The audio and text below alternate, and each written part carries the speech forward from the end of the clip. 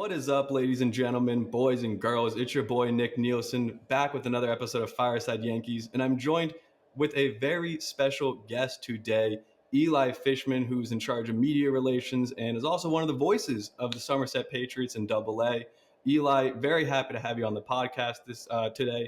We were able to meet last year when Ryan and I were invited by you to attend a Somerset game for like a Yankees Creator Night, which was an amazing time. Ryan and I still talk about it. Hopefully, we get to do that again this season. We're really excited for everything. Baseball is right around the corner. And before we dive into some topics today, how are you doing, my friend?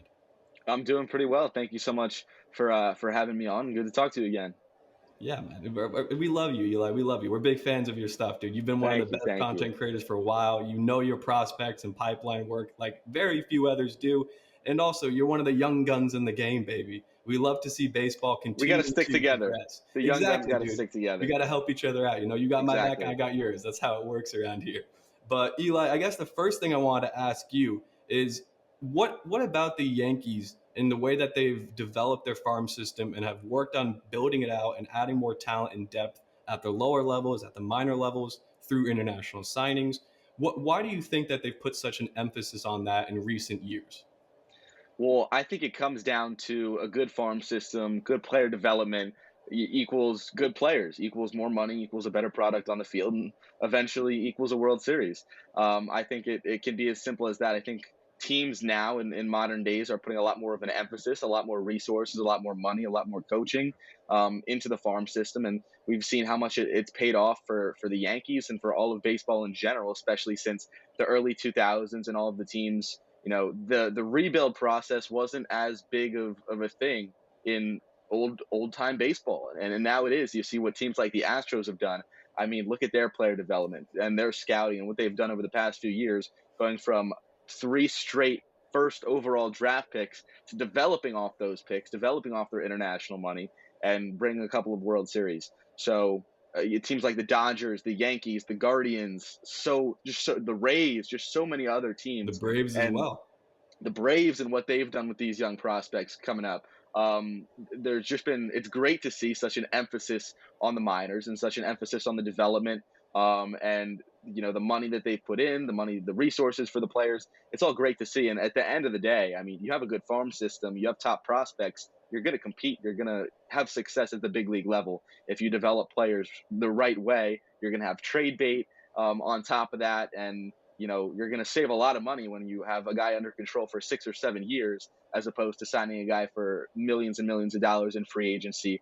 It's easier and it's a lot more fun when you have the young guns coming up. When they're young, you can develop them yourself. You can build a brand.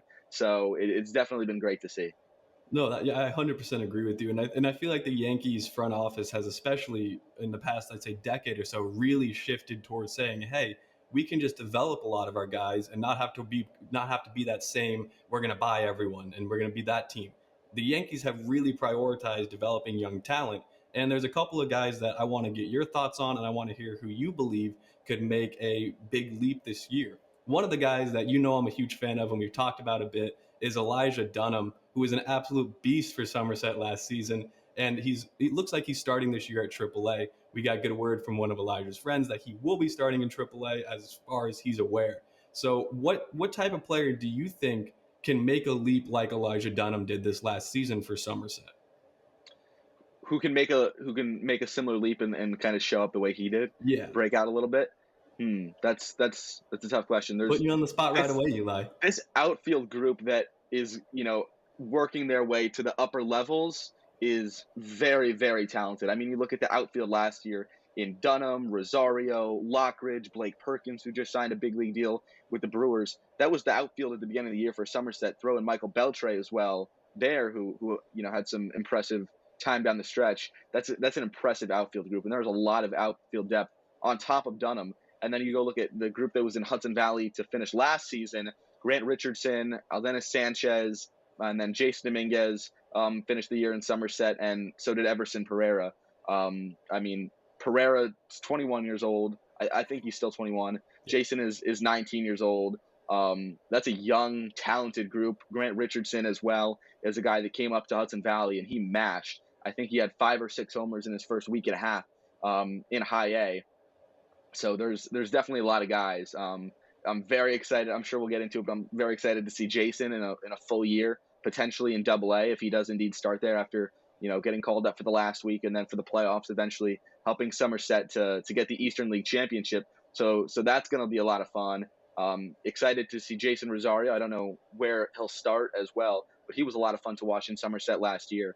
And same thing with Dunham. Just a competitor, electric player to see him last year throughout the entirety of the year in Somerset. Just electric. That's all you can say about Elijah Dunham. I mean, he brings the fire when he steps onto the diamond.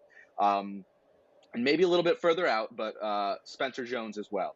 I mean, the first round pick, guy's gotten a lot of hype for very good reason, considering what he's done at Vanderbilt, what he did in a little tad of his pro debut. He got a few games in the complex league and then had a few games. I tweeted out a little bit during it, but I think he went a week straight where he hit a ball 106 miles per hour off the bat at least once in one of his games. And you see the numbers that he puts up, the exit velo, the homers, just everything about Spencer Jones. You got to be excited about. So I'm excited to see him in his first full season. That's going to be a lot of fun. No, you hit the nail on the head, and the Yankees front office loves their boys that hit the ball hard. So seeing that Spencer Jones is one of the exit velocity kings, he also has the hardest hit ball in college baseball history last season with what I think was like 119.8 off the bat I didn't in see his that. I didn't season know at that. Vandy. Yeah, the It dude makes just sense. he just hits lasers, nothing Yeah. but bombs too, and his approach is fantastic at the plate as well. And one guy I do also have my eye on, and he played last season in High A is Anthony Gomez. Yeah, Anthony Garcia, excuse me, first baseman, has an 80 grade raw power tool. I know he struggled with swings and misses at High A. I believe he struck out 40% of the time, but he also walked 22% of the time. Do you think he's the guy that can make that jump to Somerset this season? I mean, anytime you talk about a guy that has 80 grade raw power, Yeah. he's a three true outcome guy. So it's definitely tough to project. But anyone with that power, you got to be excited for. You always look at a player and what are his God given gifts that you can't teach. You can't teach 80 grade power. You can't teach what Anthony Garcia has. So anytime you have a player like that, definitely excited for a lot of development work to be done as he gets up in the system, especially with those strikeout numbers. But a first baseman, he's a massive guy. I don't know if he's probably listed 6'7", 6'8". He's a big dude. You have he, So Judge, and Jones in the same lineup, and Stanton still will be there too in a couple of years. You can't help but feel like that's just like that's an nothing but offensive line. skyscrapers. Yeah, it's an That's offensive that's a few line, the tight jumbo ends. That's the set New York package. Giants. That's the New York Speaking of the Giants. Giants, how about that win last night? Yeah, there we Yeah, go. Love to see it, baby. finally. Finally, yeah, no, it's been way too long. What, a decade since their last playoff win, which is the Super Bowl. So, or I guess at this point, 11 years now. Uh, Crazy we're in 2023. But no, I don't know, man. It's just something about the watching the minor league players develop that is one of my favorite parts of baseball. And for you, that gets to work so closely with a lot of these guys in Somerset. Do you notice that a lot of them kind of have that same goal, that same mentality where it's like, look, I'm working to better myself and improve on the field and off the field, but also the major leagues is the penultimate goal or the ultimate goal, excuse me. And have you noticed that a lot of minor leaguers have that mentality? Yeah, I would definitely say so. I think anyone would be lying to you if they said their ultimate goal wasn't to reach the big leagues, and that's what you're trying to do. There's often that discussion: is it development or is it trying to win? And what I believe and what the Yankees believe is that if you do both, you're doing it the right way. If you develop and you are performing, then you're going to win and you're going to win a championship, which is what Somerset did this past season. So I think they go hand in hand in terms of getting to the big leagues and winning. My goal is to make the big leagues and reach the big leagues as a broadcaster. So many people, in the front office and the coaching staff, in the scouting and baseball operations department, your goal is to reach the big leagues. And obviously, you want to make an impact and win and have success on your way there. But a lot of it is about development. And being the best every day gets you to where you want to be. So that's what you do in every aspect of the game when you're trying to make it up to the show. And when guys do get called up, when they do make the big leagues in any capacity, whether it's a front office person or a player or a coach, it's obviously so exciting to see them reach their goals. And Seeing Peraza and Cabrera, and a few of the coaches as well, who were in the minors last season, or get promoted to the big leagues last year, was definitely cool to get a taste of, even in Somerset, how close you are. You're right there. You're almost at the big leagues. Right there, baby. No, and you're absolutely right. And when we joined you last summer in Somerset, Ryan and I were representing Fireside Yankees when we were there. Again, thank you again for the invite. Amazing Of time. course, of course. One thing that I asked, and I want to ask you and get your take on this, because I asked Brendan Lockridge this when we had a Q&A with him, was the Yankees have really shifted to a very sports tech based analytics department, where it's like you have a lot of different technology now that you use to help, like with swing plane, to help with spin rate and RPMs on baseballs. Has that also transitioned down to the minor leagues as well? Like, is there a huge emphasis on being able to go back in the lab and look at your swings, look at film, look at opposing pitchers? Very much so. And you talk about modern baseball. It's getting to a point where if you're not doing that, you're not doing it right. So using those analytics, using the technology that they have, which is a lot, and the millions of numbers that I can't even comprehend, that they have, and they use the blast motion sensors, and all the cage technology that I really don't know how it works, and all these sayings that I still can't understand about spin and axis and hand speed, and all this crazy stuff. But if it works, it works. And, we're seeing that revolution in baseball. It works. So, it's definitely encouraging whenever those kind of things are adapted into any capacity. And the technology is just so advanced that obviously it's going to help you and help you become better. So, it's cool. I'm a little bit of an older school baseball guy myself. I wouldn't say older school. I'm a little bit in All between. about the eye So test? so I'm a very big old school eye test guy. But everyone has the mentality. You know if you look back, you want to be able to say I did everything I could possibly could with my resources in order to better myself. And using that technology, that's exactly what you do. You use every single possible resource that you have, in order to become the best baseball player possible. So it definitely helps, and it's definitely been paying off for baseball in general, but especially the Yankees system and the Yankees seeing what they've done. No, absolutely. You hit the nail on the head. And now, Eli, I want to kind of leave the floor open for you here. What prospects do you have your eye on this season? What guys are you excited? Not just at Somerset, but perhaps across all levels in the minor leagues. For me, I know I already said Dunham, and then I'm also a huge Roger Arias fan. I think he has the makings to be a star. But I want to leave the floor open to you here for a couple of minutes for you to be able to run through some guys that you think are gonna hit the lights out, or pitch the lights out for the Yankees minor leagues this season. Well, there's almost 300 players in the Yankees farm system, so we could So be list here all for a 300. while. I don't know. We could go through the list and talk about them all. If you A got three a if hour you got a long few more Fireside hours, Yankees episode. I think it would be a little more than 3 hours. But seriously, like every year, guys show out that you don't expect. It's always the guys that just lift the little bit more, put in the little bit extra work, had this adjustment during the off season, that come out and they click. And it's every year, through spring training, you try and dig through, you try to ask people who are going to be those guys this season. And it's always fun, when you finally see those guys click at the beginning of last year. Two guys that we got to see in Somerset, Will Warren and Carson Coleman, were two pitchers that came in, and you're almost like, who are these guys? They just came out and they shoved. There's so many guys. I mean, Dunham was a little bit of it last year. Austin Wells was obviously a top prospect, but what he did, Volpe's always been a stud. But just seeing the way that he contributed last season, and seeing it day in and day out in person. But last year's draft class, I think, is special. I mean, it's usually the year before that draft class that kind of breaks out. We saw that with Warren, Trey Sweeney, Tyler Hardman, Cooper Bowman, who got traded to the A's, a few of those guys last year. Warren, too, from that draft class, who broke out. Um, and last year's draft class, just from what I've seen, I haven't seen any of them in person, but it's been special. You talk about Spencer Jones, two other position players I'm excited for: Anthony Hall and Brett Barrera, Stanford and Oregon. And then in the pitching department, I mean, they got some dogs. Tristan Vreeling was their third round pick out of Gonzaga, and then Drew Thorpe was their second round pick out of Cal Poly. And then they have a whole list of other college pitchers. They drafted four guys that were 6'7" plus, and a lot of guys that are getting up towards 100 miles per hour.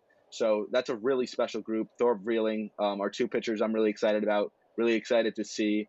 Um, Spencer Jones, obviously, I'm insanely excited to hopefully see at some point. And then another guy, I'm gonna, probably talk for a little bit. My This is perfect. apologies, This is awesome. but we never got to see Brendan Beck, the second round pick back in 2021 because he underwent Tommy John surgery. And it's usually those guys. It's not those guys that like had an injury, got held back a little bit. I mean, we saw it with Yoenders Gomez, who had a big year this season.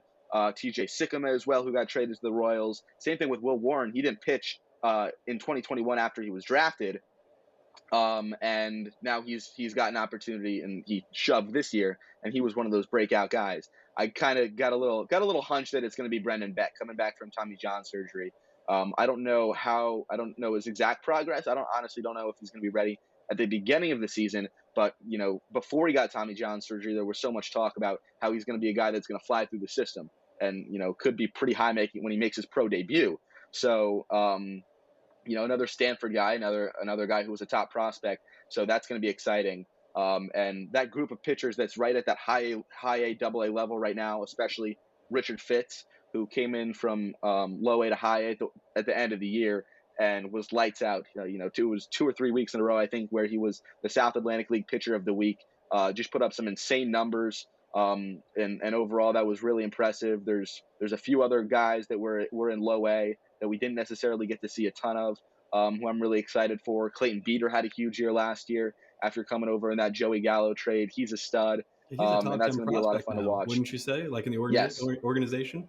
Yeah, I don't know where some of the publications exactly have him, but he's a top 10 prospect. He's a beast. And Yoenders Gomez as well is a guy I'm super excited to see.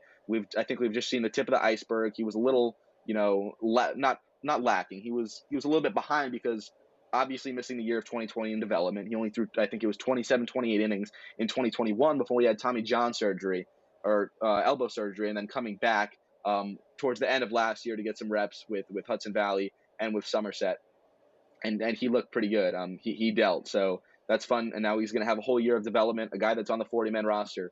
So keep an eye on him. And then Luis Serna is a right-handed pitcher who was in the complex league last year. As an 18-year-old, he led the league in a lot of categories. So he's going to be 19 years old this season. Or no, he's going to be 18. He was 17 last year in the complex league. He's going to be 18 years old this year, potentially going to full season ball, which anytime you got an 18-year-old pitcher who put up the numbers that he did as a 17-year-old in rookie ball, who's going to be in full season ball as an 18-year-old, that's something special. That's exciting. Omar Gonzalez was a pitcher who was in the DSL last year, who's going to be probably stateside this year, I would assume. And then I mentioned Carson Coleman. Matt Minnick is another pitcher. Josh Maciejewski are a couple guys who were in the bullpen in Somerset last year. Edgar Barclay is a lefty who was in high A last year, put up like a 1.74 ERA with opponents hitting 150 off of him. He gets a lot of Nestor Cortez comps, drops down a little bit, mixes up, the delivery, does a little leg kick when he needs to. Crazy two-seam that just zips. A guy, one time when I was in Hudson Valley last year, Barkley threw a two-seam fastball into a lefty, and the guy completely swung at it and hit him in the back of the head. It, just filthy. That's so gotta be, Barkley's a so guy. Embarrassing. I'm sure, but Barkley, he's definitely a special talent. He was in high last year, so might be making that jump this year. And let's see who else. I've been on the Greg Weissert train for quite some time. So, he got a little cup of coffee in the big leagues last year, but I've been saying it for a couple years. Greg Weissert is a breakout guy. So obviously we would assume that's going to be at the big league level this year, but people got to keep an eye on Greg Weissert. No, that look at that. That's what we want to hear. We got Eli Fishman's seal of approval for all these guys that you just listed off, and I'm excited to watch everyone. A lot more. I got a lot more. Yeah, and that's the thing. That's what we love about you, Eli. You're like a baseball almanac. You know so much about prospects that's why I had to have you come on the show. We had to get the GOAT himself talking about the prospect development in the Yankees farm. And one thing I did also want to mention too is, do you think Anthony Siegler will be getting the starting role at catcher next season if Wells is up at AAA? I'm not sure. I couldn't even guess, especially because there's so much catching depth. Yeah, Especially that's you're gonna see, and you're one of the gonna more see a lot of undervalued positions in the non-roster. Yankees farm. Absolutely, and you got a lot of guys. You got Wells, you got Bro, you got Antonio Gomez behind him. Rodolfo Duran just re-signed to a minor league deal, and especially what teams do right before camp is they're going to sign 4 or 5 guys to non-roster invites, and anywhere from 1 to 5 of them are going to get actually signed for the season and potentially be in AAA as depth, knock people down to AA, and that has the whole effect on the system. Could you see guys going back to low A? There's definitely a lot of catching depth, so that's going to be interesting. But especially those 2 guys at the top in Bro and Wells, it's gonna be fun to see and watch. And same thing with Siegler. Awesome stuff, man. One last thing I wanted to get your input on is I am a my favorite Yankee currently is Ron Marinaccio, Ron the Dawn of the bullpen. You got to watch him pitch, correct? Because he spent some time at Yes, Double A oh, Somerset. quite a bit, quite a bit. What are your thoughts on Ron the Dawn? Is he not one? Is he not the best? Is he not the best? He's the best. Great dude. Was so much fun watching him in 2021 in Somerset. Got to see him a little bit last year on a rehab there as well. I saw Ron pitch in the Gulf Coast League in his rookie year. I want to say it was 2017, right after he was drafted out of Delaware. So he was one of the first guys that it's like I saw him when he was freshly drafted on the complex league backfield. So seeing him make the opening day roster last year and seeing the success he's had at the big league level has been awesome because that's a guy that I covered from the beginning, a guy that I've talked to since I was 14, 15 years old. So Ron is a special player. Seeing the breakout year that he had in 2021 in Somerset was just so special. Seeing him dice up guys the way that he does, and another guy you saw it last year what he did in the bullpen. That's just the tip of the iceberg for Marinaccio. His changeup, dude, it's It's euphoric. disgusting. It's It's absurd. It's like disgusting. a screwball. It's like I don't know how you throw that. And having he paired with Tommy Kahnle on the majors this season with Wandy's changeup as well, it should be probably the greatest changeup trio we will ever see in pinstripes. But Eli, are there any closing thoughts that you'd like to leave us with? Any projections or predictions or something that you just want to share with the people? That's tough. That's a tough cliffhanger. Keep an eye on Somerset this year. Tune into the broadcast. Follow him on social media. Follow me on social media. Always. Um, but yeah, especially Somerset is going to be a lot of fun. Come out to the ballpark, support. It's going to be a special group this year throughout the course of the year. Yeah, I mean, I talked about that outfield a little bit that they're going to have. You got Fitz, you got potentially guys like Peter Warren coming back. A lot of that championship squad. So it's gonna be a very fun year. So very much looking forward to this season with all the special talents in the farm. Well, I think that's a great point to end on. So, Eli, thank you so much again for joining me this episode. This is a blast. We hopefully are going to have you join us again throughout the season a couple of times, which I think would be a great idea. I mean, you're a man of knowledge and a man of the people as well. So we appreciate you taking some time out of your day as well to join us. And with Fireside Yankees, I'm Nick Nielsen, ESM, of course. Make sure to like, comment, subscribe. If you think Eli is right about the 37 million players he listed off, tell us in the comments. If you think he's wrong, list every single player he listed and tell us why. But we always appreciate the support. You know where to find us on Twitter, on Instagram, on TikTok. Follow Eli, as he mentioned as well, on those. I don't know if you have a TikTok, Eli. Do you have a TikTok? Working on it. Well, once he gets it, you got to follow Eli on TikTok as well. But support the show, so support the socials, and support the young guns in the game. Like I said at the beginning of the episode, love to see so many young studs continue to grow in baseball, and you see baseball shifting more toward the youth, and they're having a lot of guys like Eli make their name and make their mark. And like Eli said, you were able to rise with Ron Marinaccio. That's one of the coolest things I've ever heard. That's like a dream of mine. So you're living out so many people's dreams, Eli. Keep up the great work, my man. And with Fireside Yankees, appreciate you guys as always. Peace, later, adios.